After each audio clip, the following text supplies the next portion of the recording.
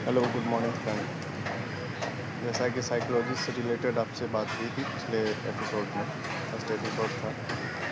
इसमें आपको बताया गया था कि साइकोलॉजी हमारी लाइफ में क्या इफेक्ट करता है। सबसे पहले तो हम आपको बताना चाहेंगे साइकोलॉजी होता क्या है। साइकोलॉजी का हिंदी अर्थ होता है मनोविज्ञान। मनोविज्ञान से रिलेटेड होता है मन का विज्ञान, यानी कि मन के विचारों का अध्ययन करना ही मनोविज्ञान।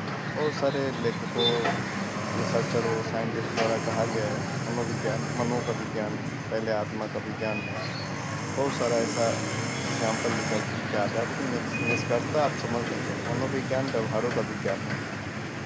जैसा कि व्यवहार, हम कभी हंसते हैं, कभी रोते हैं, कभी देखते हैं, कभी उदास हो जाते हैं, कभी बहुत खुश हो जाते हैं, बहुत उदास हो जाते हैं। ये सब भी हमारे ऊपर मनोविज्ञान का ही प्रभाव होता है।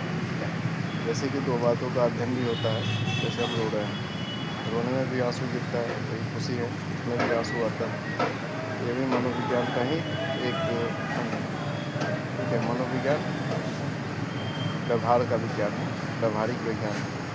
ठीक है, मनोविज्ञान के बहुत सारे ऐसे कार्य क्षेत्र भी हैं जिनमें आपको, जैसे कि आदमी मनोविज्ञता के रूप में आ जाते हैं। टेंशन होता है, जीवन में किसी प्रकार का हार्स होता है, उनके व्यवहारों को देख के, उनके व्यवस्था को देख के, उनके सारे व्यवस्थित अवस्था को देख के उन्हें विश्लेषण किया जाता है कि इस तरीके का प्रॉब्लम है। जैसे मान के चलिए, मनोविज्ञान दो प्रकार से, सामान्यतः दो प्रकार के हैं, सामान्य और असामान्य मनोविज्ञान। सामान्य विज्ञान जो होते हैं, सामान्य मनोविज्ञान, इसमें समानता आदमी की लाइफ के सामान्य बातों की ही जानकारी मिलती है। जबकि असामान्य मनोविज्ञान होते हैं जिसमें उनकी व्यवहारिक, शारीरिक, मानसिक अवस्थाओं पर भी अध्ययन किया जाता है। जैसे कि आदमी हंस रहा है, बात करते करते हंस रहा है, लेकिन हंसते हंसते बात कर रहा है, थोड़ी सी अंतर हो जाती है।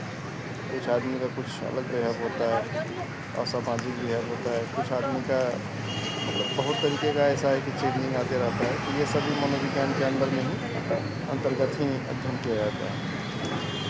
और सबसे बड़ी बात है कि मनोविज्ञान सबसे पहले आपको स्वतंत्र विज्ञान के रूप में नहीं था, लेकिन विलियम वुंट जो हैं, एक फिजियोलॉजिस्ट थे। उन्हें 1779 ईस्वी में इन्होंने लगभग इसका स्वतंत्र मनोविज्ञान का लिखित में इसका एक अलग संस्था मतलब ओपन किए, जिनका पूरा श्रेय विलियम वुंट को जाता है। और इन्होंने पूरा मनोविज्ञान को एक अलग ट्रेंड दे दिया। और मनोविज्ञान के माध्यम से हमें सारी अच्छी जानकारी नहीं है, लेकिन आदमी को पूरे समस्याओं का सुलह हो गया। इसलिए कि आप कह सकते हैं कि मनोविज्ञान एक अलग विज्ञान है और एक तरीके से ही हमारे मन के व्यवहारों के अध्ययन का ही विज्ञान है। और इसके माध्यम से आज हम बहुत सारी समस्याओं को सुलझा लेते हैं। जैसे आदमी किसी प्रकार से किस ट्रॉमा में, हम उसके एक माध्यम से हम बता सकते हैं कि मनुष्य के अंदर, और उसका इलाज भी होता है, तो सही रूप से वो व्यवस्थित भी हो जाते हैं।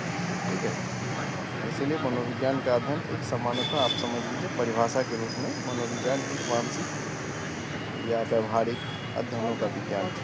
ठीक है, अगर मानसिक और व्यवहारिक, हर आदमी का एक नॉर्मल अलग अलग होता है। अगर व्यवहार सही है, मानसिक अवस्था सही है, तो मनुष्य अच्छे हैं और अच्छा जीवन जी सकता है। इसे मनोविज्ञान के अंतर्गत लिया जा सकता है। आगे विशेष और मैं बता रहा हूँ। Take care. चैनल को लाइक करें और सब्सक्राइब करें। Thank you.